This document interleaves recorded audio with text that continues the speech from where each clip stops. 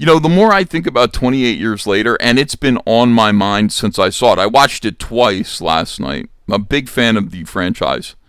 The more I think that what Alex Garland and Danny Boyle are trying to do is present an idea of choosing your masculinity. What type of man are you going to become?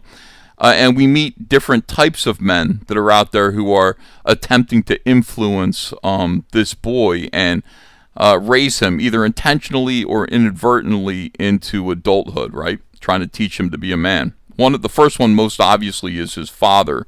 28 days later, first of all, 28 years later, begins 28 years earlier, where we see a bunch of tow-headed, white blonde children watching Teletubbies on TV, which is a kid show from about 30 years ago, where these fat crayon-colored infants bounce around and feeble-mindedly giggle.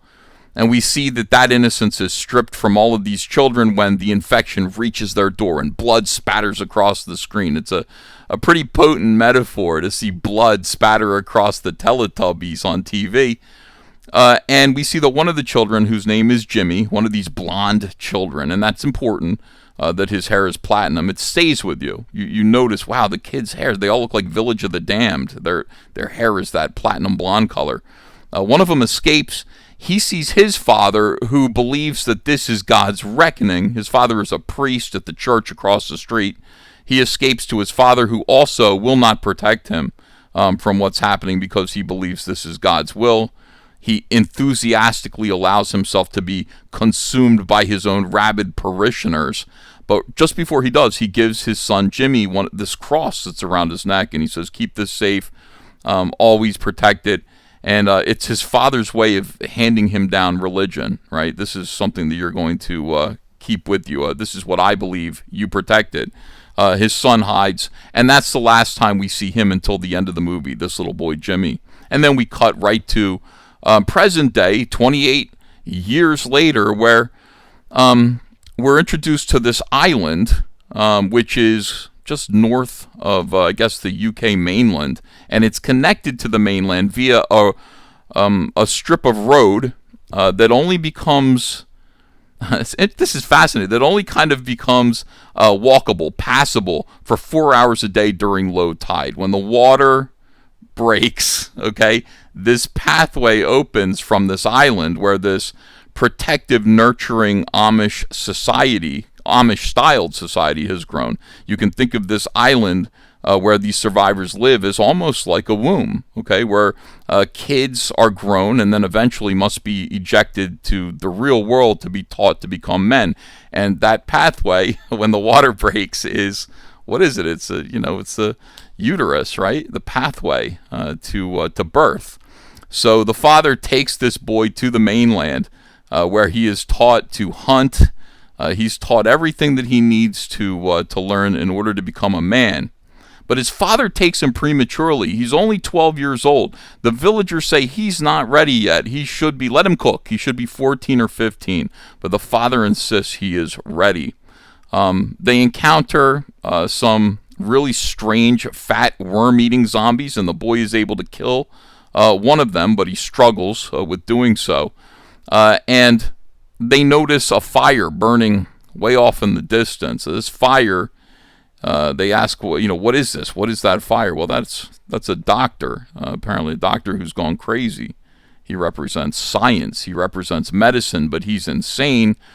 So we're staying away from him. We don't want to go over. That's a dangerous place to go.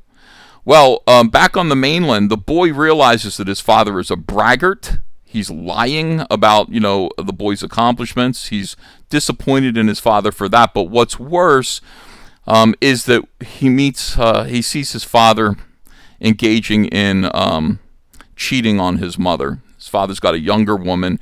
The boy's mother, Spike's mother, and his father's wife is sick. She has dementia. She's bedridden. She is desperately needs their help and their guidance and their care.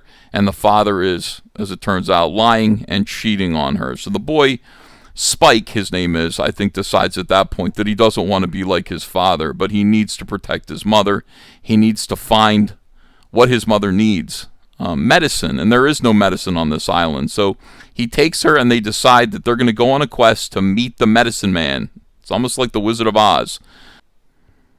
He and his mother are joined and temporarily protected by some soldiers. They find an infected pregnant woman and deliver, while she's rabid, a healthy baby from her, which is a sickening, weird scene. Listen, it's awful. There's grotesque male and female nudity in this, which fortunately, for some reason, it's blurred on the screen. So thank goodness for that. It is pendulous. It is hairy. It is disgusting. But anyway, from death comes new life. This little child. They decide they're going to protect this little baby, and they're on the run from this thing called Alpha, which is an almost unstoppable force of rage-infected masculinity. Arrows don't kill it. For some reason, the only thing that really works is a sedative, a dart that's administered by the doctor, played brilliantly by Ralph Fiennes. I didn't recognize him for a minute. He reminded me of John Locke from Lost. But he has built a monument honoring death in a kind of primitive way. He stacked the skulls. He actually takes the flesh off of the skulls. He, preserves them, and he's built a bone island, a temple. I think it's called, what is it called? The Temple of Bones or something like that. It's not Skull Island. That's King Kong. But he's honoring death. He's respecting death, and he teaches the mother and the son a phrase called memento mori, which means remember we must die. That's important. And then he diagnoses the mother, unfortunately, with a very bitter pill. She has cancer. There is no cure for it, and she is going to die very soon. He's trying to teach this boy this, and the way that he delivers this news to the boy, this man who is presumed to be crazy. Okay, people thought he was crazy. He's a man of the world as it is now, but he's a learned man of science and medicine, as it turns out, and a very compassionate guy. But he teaches the son this hard fact, and also memento mori. Remember, we must die. We're all going to die. Your mother is going to die. And let's choose how that happens. And it is absolutely moving. I'm not going to spoil that scene for you. I think you should. I think that might be the best scene in the entire movie.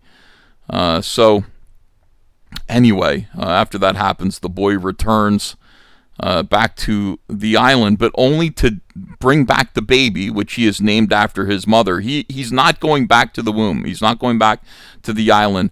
He has decided that he is a man at 12 years old.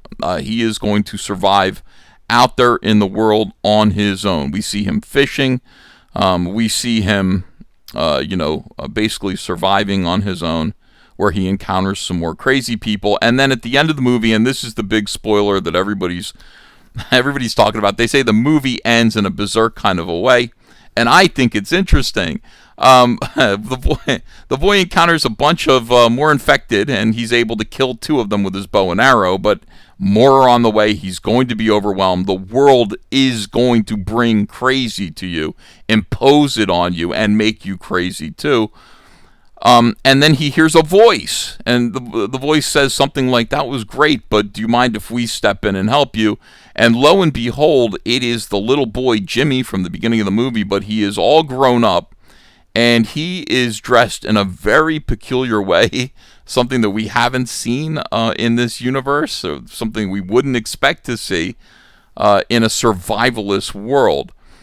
Jimmy is now surrounded by 7 adults like himself, who seem like they're, also 35 years old. I mean, they must be like 35, 36 years old.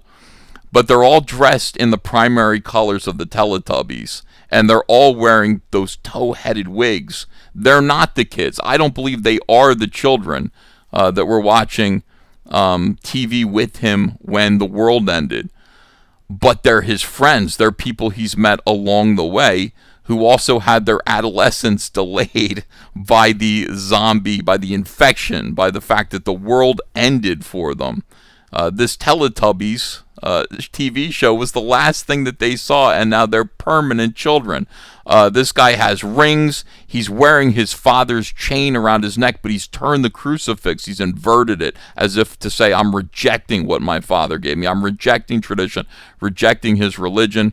We are obsessed with, right? Does this sound familiar? We're obsessed with The Thing. We have themed ourselves after the cartoons of our childhood, Teletubbies, and then they do these crazy ninja moves. They look like the Power Rangers as they deliver death to these infected that are coming down on Spike. So, and that's basically how the movie ends. They say, will you join us? And Spike, I guess, is going to join them. We're going to get a sequel movie.